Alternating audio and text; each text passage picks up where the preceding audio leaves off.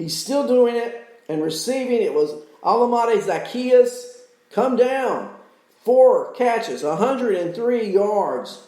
Hayden Hurst waking up. 7 catches, 62 yards.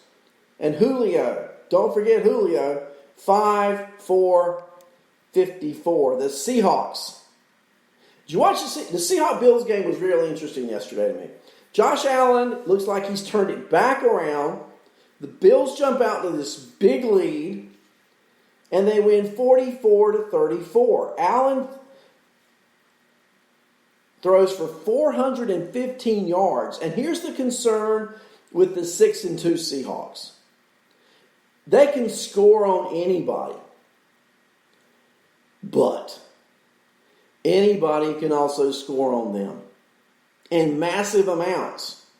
Josh Allen, 31 for 38, 415 yards and 3 touchdowns through the air.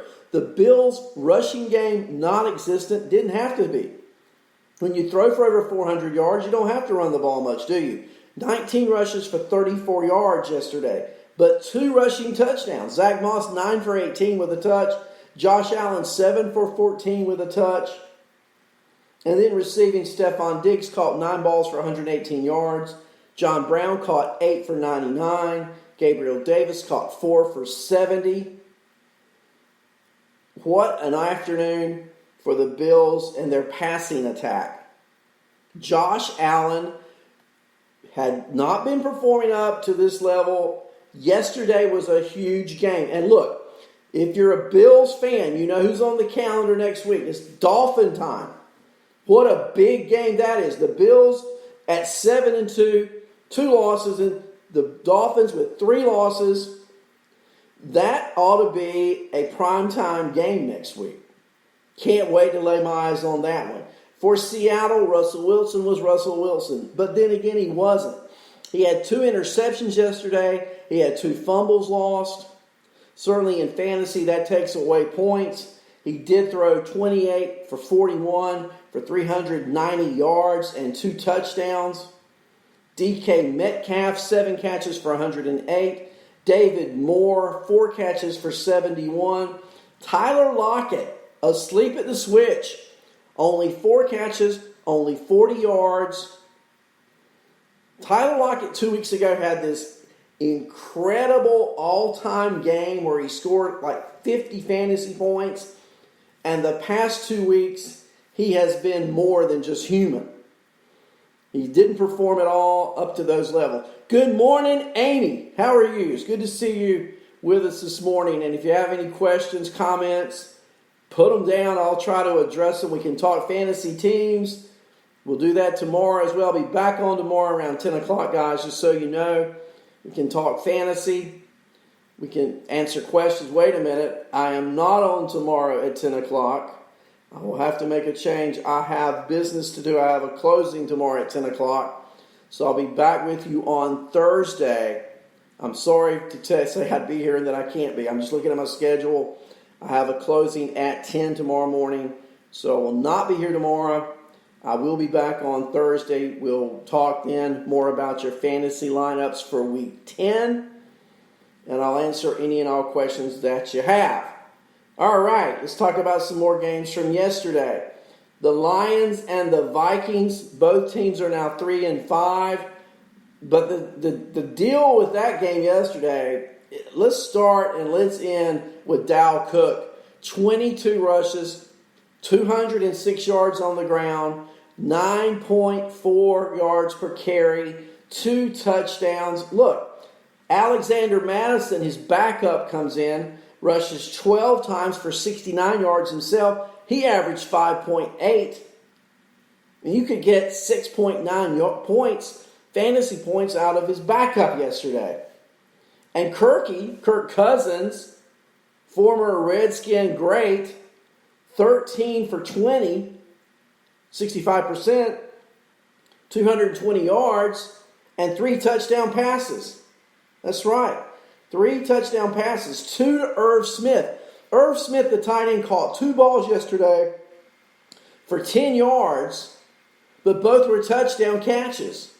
Talking about getting the maximum for the minimum, that's what you would have gotten had you had Irv Smith in your fantasy lineup this week.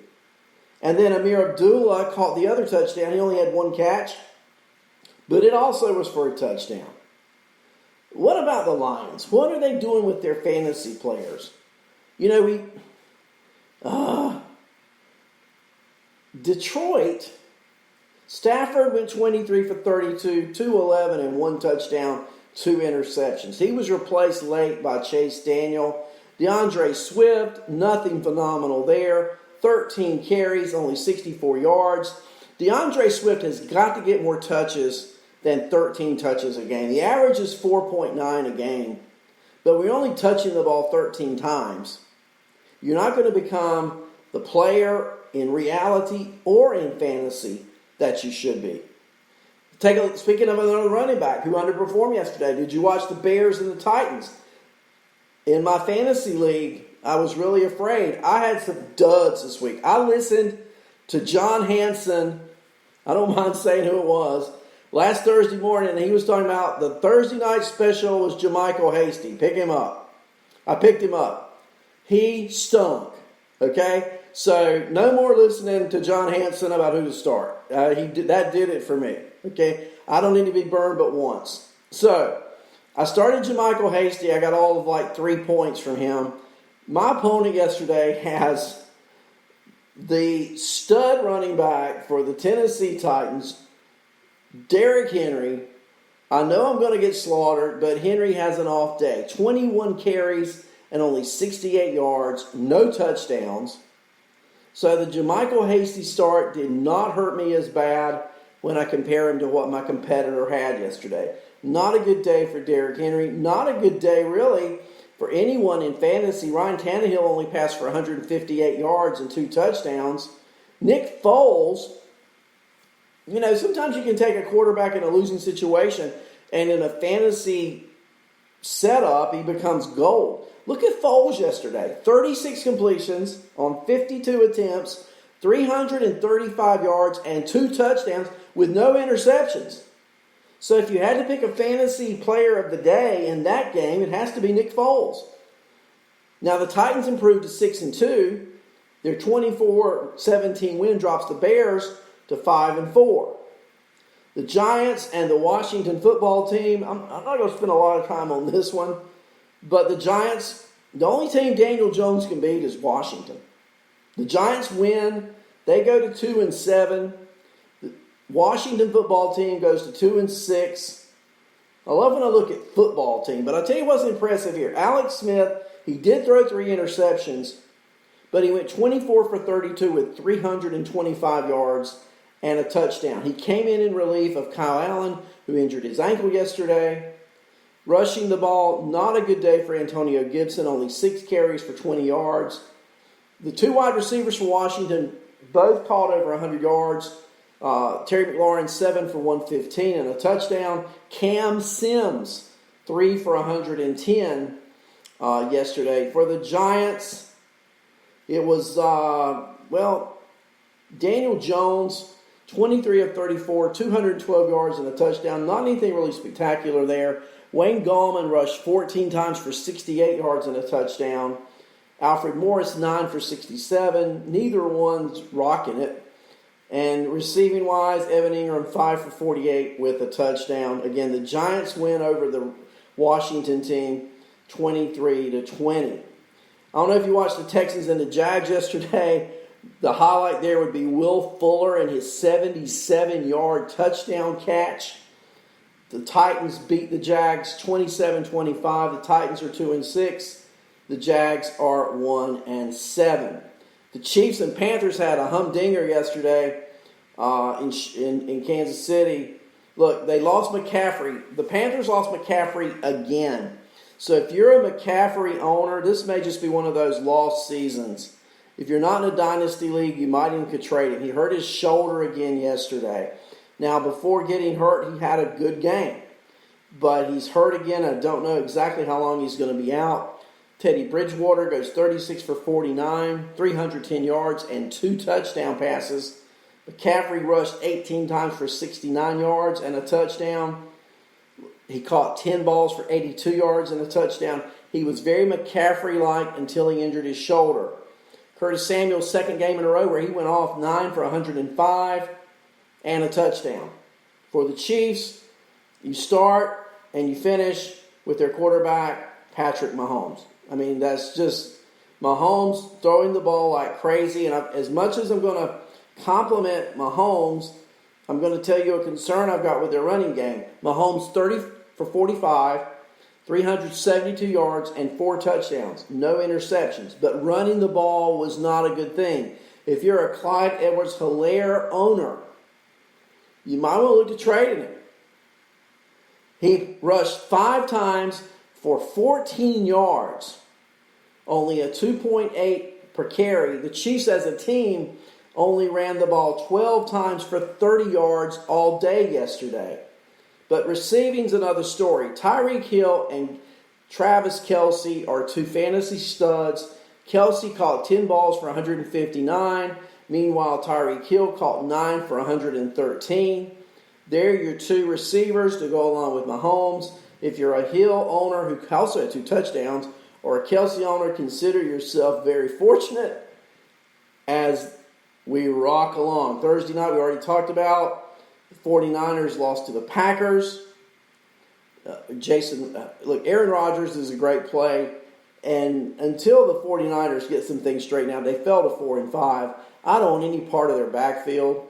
It's a cluster of questions. Who's going to play? Who's going to perform? All week long, we heard about JaMychal Hasty, how he was going to be the bell cow running back. And look, he carried the ball 4 times for 3 yards. McKinnon came in, carried the ball 12 times for 52 yards. But I don't really trust McKinnon, but I do trust McKinnon more than I trust JaMychal Hasty. What they did Thursday night was throw the ball to Richie James. Who? Richie James. 9 catches, 184 yards. My receiver of the week, Richie James. He also caught a touchdown. Now, the 49ers are without a lot of their offensive firepower, but as long as Richie James is playing, I think Thursday night is an indication of what he can do if he's given the opportunity. The Packers, same old. Rodgers threw for 300 and 4 touchdowns. And Devontae Adams caught 10 balls for 173 yards, just slightly below his counterpart for a touchdown. They're expecting their second wide receiver back this week. We shall see. And we've got a Monday night game tonight. How many Jet fans do I have out there? Just curious. How many Jet fans? Tonight, the 2-5 Patriots, who have won 8 straight games against the Jets, go to the Meadowlands to take on the Jets, who are 0-8. And the spread there is like 10 points. Patriots 2-5, Jets 0-8. That's your Monday night special. Look, offenses. The Patriots have the 30th ranked offense in the NFL. So there are only 2 teams worse offensively, and one of them is the Jets. They're 32nd. And if you don't know, there are 32 teams. Defensively, the Patriots have the 4th best team, the Jets 22nd. Look, passing the ball. You got the worst 2 passing teams in the NFL. The Patriots are 31 and the Jets are 32. And rushing the ball, the Patriots are 6th and the Jets are 24. Now, saying all of that, I wouldn't be surprised if the Jets win tonight. I know they're bad, but the Patriots aren't that good. And you can't just go by a name and what they used to be. You know, if we did that, a lot of teams would be really good. What they used to be. The Patriots are not what they used to be. And if the Jets are going to win a game, tonight is an opportunity to do it. Crowder is back. Their tight end is back. I just think, I tell you what, I want to go on a limb and bet that the game tonight is more interesting than the Sunday night game of the week.